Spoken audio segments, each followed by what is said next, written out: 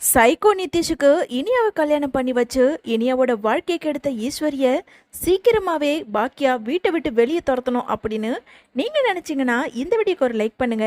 வாங்க வீடியோக்குள்ள போலாம்.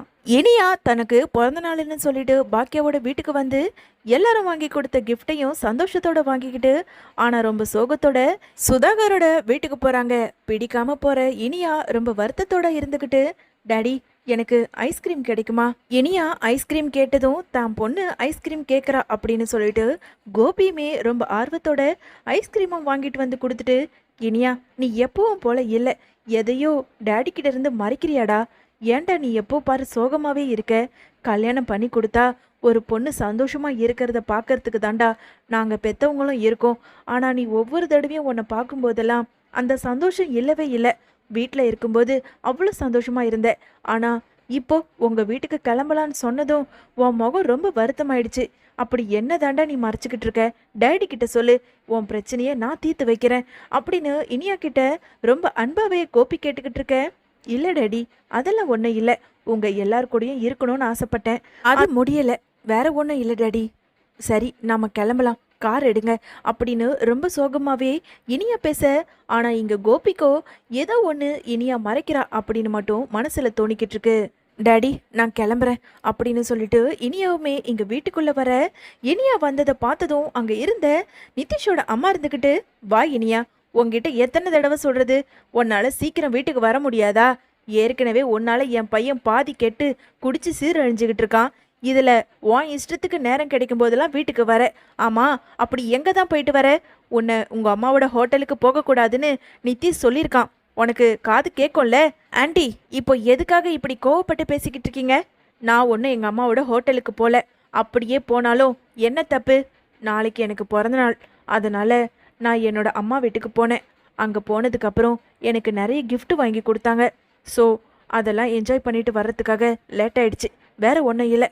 ஆமா நிதிஷ் எங்க அப்படின்னு ரொம்ப ஆர்வத்தோட இனியா கேட்க, இப்போ எதுக்காக நீ நிதிஷை கேட்குற? ஆமா, உனக்கு நாளைக்கு பிறந்த நாள்னா அதை நீ நாளைக்கு செலிப்ரேட் பண்ணலாமே. மணி என்ன ஆகுது? நேரத்துக்கு வீட்டுக்கு வரணுன்றது உனக்கு கொஞ்சம் கூட தெரியவே தெரியாதா? பிறந்த வீடுன்னு எப்போ பாரு அப்பா அம்மா அவங்க மட்டும்தான் உனக்கு தோணிக்கிட்டு இருக்கு.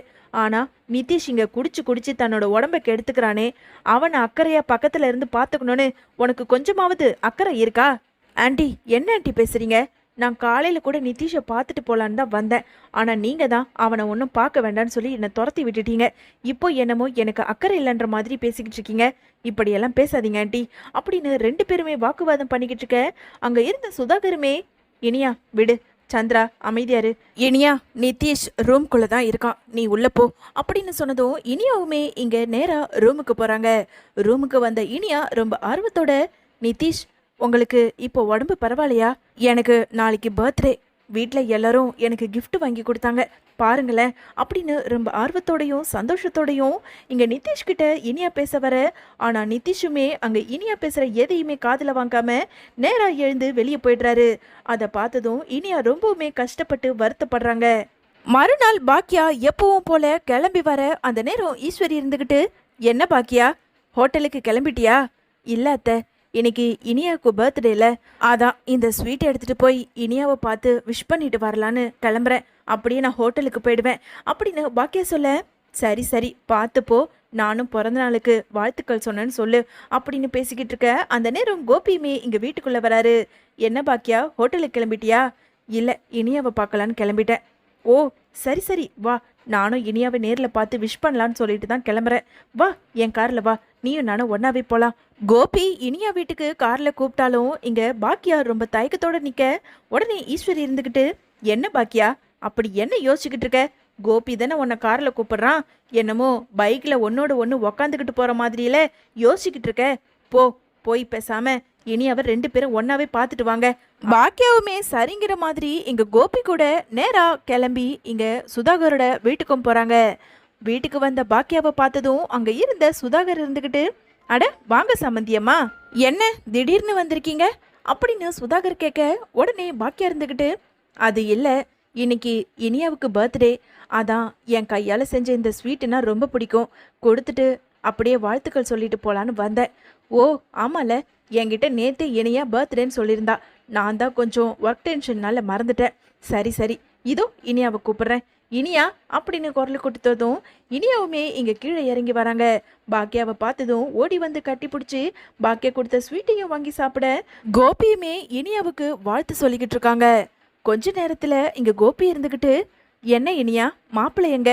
மாப்பிள்ளையும் பார்த்துட்டு போலான் தான் நாங்க வந்தோம் அப்படின்னு கோபி கேட்க, உடனே அங்க இருந்த சுதாகர் இருந்துகிட்டு, அது காலையில கொஞ்சம் ஒர்க் வேலையா, அதனால வெளியே அனுப்பியிருந்தேன், இதோ கொஞ்ச நேரத்துல வந்துருவான். சரிங்க சம்மந்தி, இன்னைக்கு இனியாவுக்கு பர்த்டேல, அதான் இன்னைக்கு பொண்ணையும் மாப்பிள்ளையும் வீட்டுக்கு அழைச்சிக்கிட்டு போய் இனியாவுக்கு கேக்கு வெட்டலான்னு கேட்கறதுக்காக வந்திருக்கோம் அப்படின்னு கோபி கேட்க, ஓ தாராளமா, இன்னும் கொஞ்ச நேரத்துல நிதிஷ் வந்துருவான். என்னங்க நீங்க வேற, அவன் ஏற்கனவே தினம் தினம் குடிச்சிட்டு வந்துட்டு இருக்கான்.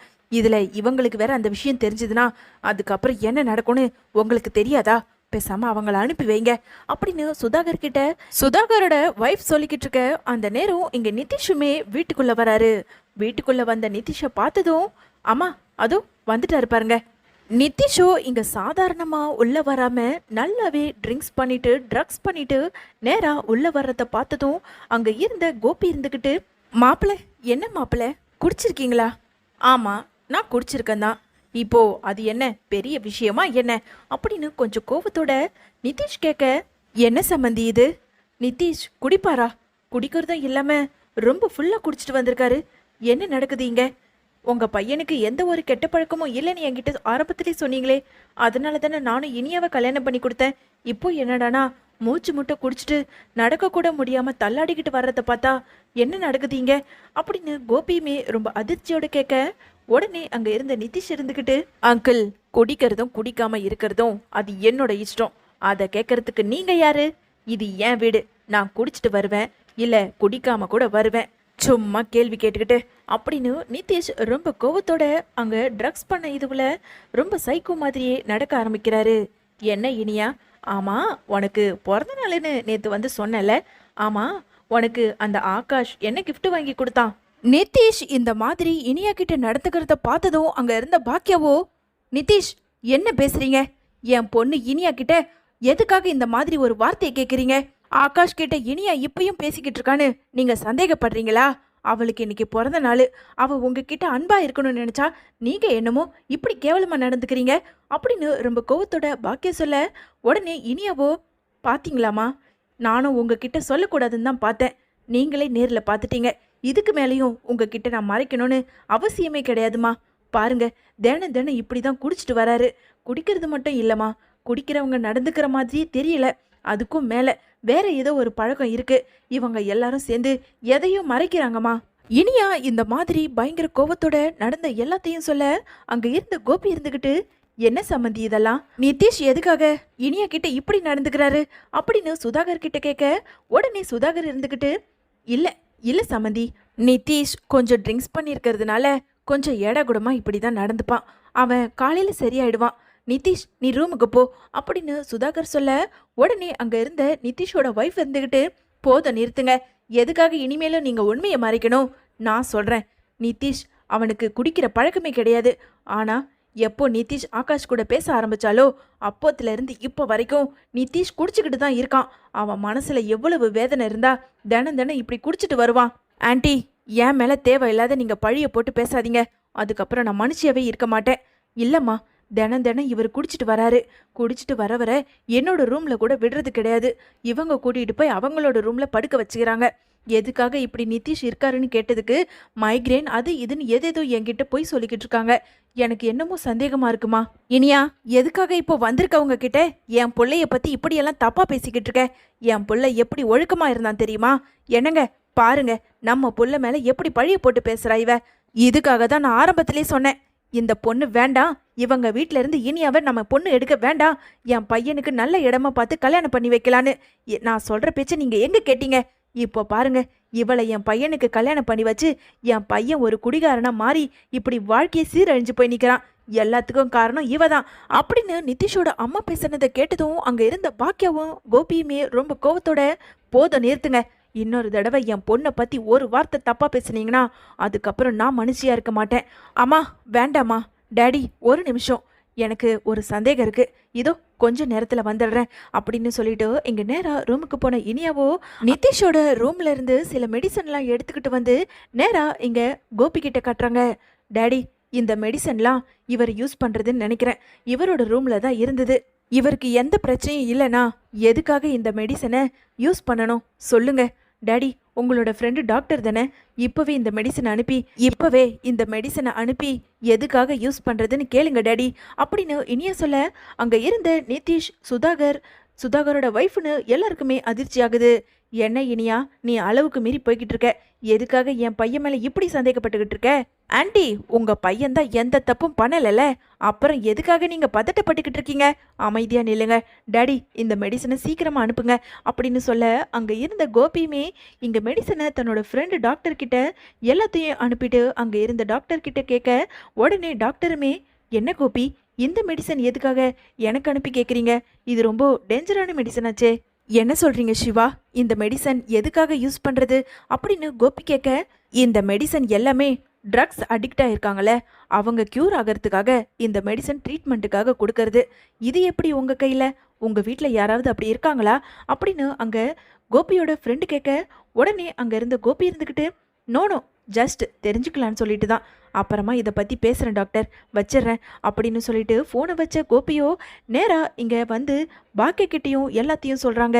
கோபி இந்த விஷயத்த சொன்னதும் அங்கே இருந்த பாக்கியாவுக்குமே ரொம்பவுமே அதிர்ச்சி ஆகுது. இனியா, இதுக்கு மேலே இனிமே ஒரு நிமிஷம் கூட நீ இந்த வீட்டில் இருக்க வேண்டாம், நாம கிளம்பலாம் அப்படின்னு பாக்கியாவும் கோபியும் சொல்ல அங்கே இருந்த சுதாகர் இருந்துக்கிட்டு, என்னாச்சு, எதுக்காக இப்போ இனியாவை கூட்டிகிட்டு போகணும்னு சொல்லிக்கிட்டு இருக்கீங்க? போதும், இதுக்கு மேலே என் பொண்ணு ஒரு ட்ரக்ஸ் அடிக்ட் கூட இருக்க மாட்டா, வாழவும் மாட்டா. நீ வா இனியா, நாம கிளம்பலாம். ஒரு நிமிஷம், என்னது ட்ரக்ஸ் அடிக்டா? எதுக்காக இப்படி நடிச்சு வேஷம் போட்டுக்கிட்டு இருக்கீங்க? இன்னும் எவ்வளவு நாள் தான் உங்க பையனை ஒரு ட்ரக்ஸ் அடிக்ட் இல்லைன்னு மறைக்க போறீங்க? இப்போ கூட உங்க பையன் ட்ரக்ஸ் பண்ணிட்டு தான் வந்திருக்காரு. இந்த மெடிசனை என் ஃப்ரெண்டுக்கு அனுப்புனதுல இந்த மெடிசன் ஒரு ட்ரக்ஸ் அடிக்டை கியூர் பண்றதுக்காக யூஸ் பண்றதான். அப்போ உங்க பையன் ஒரு ட்ரக்ஸ் அடிக்டா இருந்திருக்காரு. நீங்க கியூர் பண்றதுக்காக தான் இந்த மெடிசனை யூஸ் பண்ணியிருக்கீங்க. இப்படி அநியாயமா என் பொண்ணு வாழ்க்கையை நாசம் பண்ணிட்டீங்களே அப்படின்னு சொல்லிட்டு பாக்கியாவும் கோபியும் ரொம்ப கோபத்தோட பேச உடனே அங்க இருந்த நிதிஷோட அம்மா இருந்துக்கிட்டு, இல்ல அதெல்லாம் கிடையாது, இது நீங்க போய் சொல்றீங்கன்னு நினைக்கிறேன். அப்படியெல்லாம் என் பையன் எந்த ஒரு ட்ரக்ஸ் அடிக்ட்டுக்கும் கிடையவே கிடையாது. என் பையன் தங்கமானவன். இந்த இனியாவை எப்ப கல்யாணம் பண்ணிக்கிட்டு வந்தானோ அப்பதான் அவன் வாழ்க்கை நாசமா போச்சு. உடனே அங்க இருந்த நிதிஷ் இங்க நடக்கிற சண்டை எல்லாத்தையும் பார்த்துக்கிட்டு இருந்த ஒரு மாதிரி சைக்கோவாகி, போதும் நிறுத்துங்க, சும்மா சும்மா இதையே பேசிக்கிட்டு இருக்காதீங்க. ஆமா, நான் ட்ரக்ஸ் பண்ணுவேன். இப்போ என்ன அதுக்கு? அதுதான் எனக்கு பிடிக்கும். முதல்ல எல்லாரும் இங்க இருந்து போங்க. இப்போ என்ன, இவளை கூட்டிட்டு போய் அந்த ஆகாஷுக்கு கல்யாணம் பண்ணி வைக்க போறீங்களா? அதுக்காக தான் இவ்வளவு நாடகம் ஆடிக்கிட்டு இருக்கீங்களா? ஆமா, நான் குடிப்பேன், ட்ரக்ஸ் பண்ணுவேன், யாரும் என்னை எதுவும் கேள்வி கேட்கக்கூடாது. ஏய், முதல்ல வீட்டை விட்டு வெளியே போடி. வாய்க்கு வந்த மாதிரி நிதிஷ் ஒரு மாதிரி ரொம்ப சைக்கோத்தனமாவே நடந்து வார்த்தைகளை விட அங்க இருந்த பாக்கியாவுக்கோ ரொம்ப கோபம் வந்து நிதிஷை ஓங்கி பலார்னு கன்னத்திலே வைக்கிறாங்க. அடச்சி, இவ்வளோ கேவலமானவன் நீ?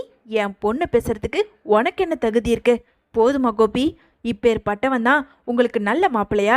ஒரு மாப்பிள்ளையை தேடி கண்டுபிடிக்கிறதுனா எவ்வளோ கஷ்டம் தெரியுமா?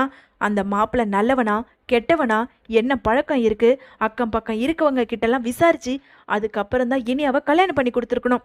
ஆனால் நீங்கள் பணம் இருக்குன்னு சொல்லி இந்த பணக்கார வீட்டில் கல்யாணம் பண்ணி கொடுத்தீங்களே. பணம் இருக்கே தவிர என் பொண்ணுக்கு நிம்மதி இருக்கா? கல்யாணமாயி வந்த நாள்ல இருந்து இப்போ வரைக்கும் அவ மனசுல எல்லா கஷ்டத்தையும் போட்டு குமுறிக்கிட்டு இருக்காளே தவிர என்கிட்ட இப்போ வரைக்கும் ஒரு வார்த்தை சொல்லல. போச்சு, என் பொண்ணு வாழ்க்கை உங்களால நாசமா போச்சு. ஏய் சுதாகர், நான் ஏற்கனவே சொன்னதுதான், என் பொண்ணு வாழ்க்கைக்கு மட்டும் ஏதாவது ஆச்சுன்னா உன்னை சும்மா விட மாட்டேன்னு. இப்போ சொல்றேன், என் பொண்ணு வாழ்க்கை இனிமே நிதிஷ் கூட கிடையாது. இப்பவே என் பொண்ணை கூட்டிட்டு போறேன். நான் ஒன்றும் சும்மா போக மாட்டேன். கண்டிப்பா போய் போலீஸ் ஸ்டேஷன்ல கம்ப்ளைண்ட் கொடுப்பேன். குடும்பத்தோட தூக்கி உள்ள வைப்பேன். என்ன சாதாரண பாக்கியம் நினச்சிக்கிட்டியா? என் பொண்ணுக்கு எதனா ஒன்றுனா நான் சும்மா இருக்க மாட்டேன்னு ஆரம்பத்திலே சொன்னல, அதை இப்போ காட்டுறேன். இங்கே பாரு, நான் இங்கேருந்து வீட்டுக்கு போகிறதுக்குள்ள என் பொண்ணுக்கு கொடுத்த ரெஸ்டாரண்ட் கொண்டு எல்லாமே என் வீடு தேடி வரணும். அப்படி இல்லைன்னு வச்சுக்கோ, உங்கள் குடும்பத்தை உண்டு இல்லைன்னு பண்ணிடுவேன். ஜாக்கிரதை. நீ வா இனியா, நாம கிளம்பலாம் அப்படின்னு இனியாவை அழைச்சிக்கிட்டு பாக்கியாவோ கிளம்ப அங்கே இருந்த கோபியுமே பயங்கர கோபம் வந்து நிதிஷை ஓங்கி பலார்னு கொடுத்து, கடைசியில் என் பொண்ணு வாழ்க்கை இப்படி நாசமாக்கிட்டியேடா, எல்லாமே என் மேலே தான் தப்பு. பணம்னு சொல்லிட்டு பணத்து மேல ஆசைப்பட்டு என் பொண்ணு நல்லா இருக்கும்னு நினைச்சு ஒரு அன்பை தேடாம கடைசியில இப்படி பாலுங்கிணத்துல நானே தள்ளி விட்டுட்டேன். இது எல்லாத்துக்கும் காரணம் நான் தான். உன்னை சும்மாவே விட மாட்டேன் அப்படின்னு கோபி இங்க நிதிஷ் அடிச்சுக்கிட்டு இருக்க. அங்க இருந்த இனியாவுமே, டாடி அவன் அடிச்சு உங்களோட தகுதியை நீங்க கெடுத்துக்காதீங்க. டேய் நிதிஷ், உனக்கு அவ்வளவு தாண்டா மரியாதை. உடனே நிதிஷ் இருந்துக்கிட்டு, ஏய் இனியா, உன் கழுத்துல நான் கட்டின தாலி இருக்கு, என்னைக்கா இருந்தாலும் உனக்கு நான் தாண்டி புருஷன் அப்படின்னு நிதிஷ் சொல்ல, என்ன சொன்ன? நீ தான் என் புருஷனா? நீ என் புருஷனும் கிடையாது, இனி நீ கட்டின தாலியும் எனக்கு இருக்க தேவையில்ல. இந்தா உன் தாலியை புடி அப்படின்னு சொல்லிட்டு இங்க தாலியை கழட்டி நிதிஷ்கிட்டையும் கொடுத்துட்டு அங்க இருந்து கிளம்புறாங்க.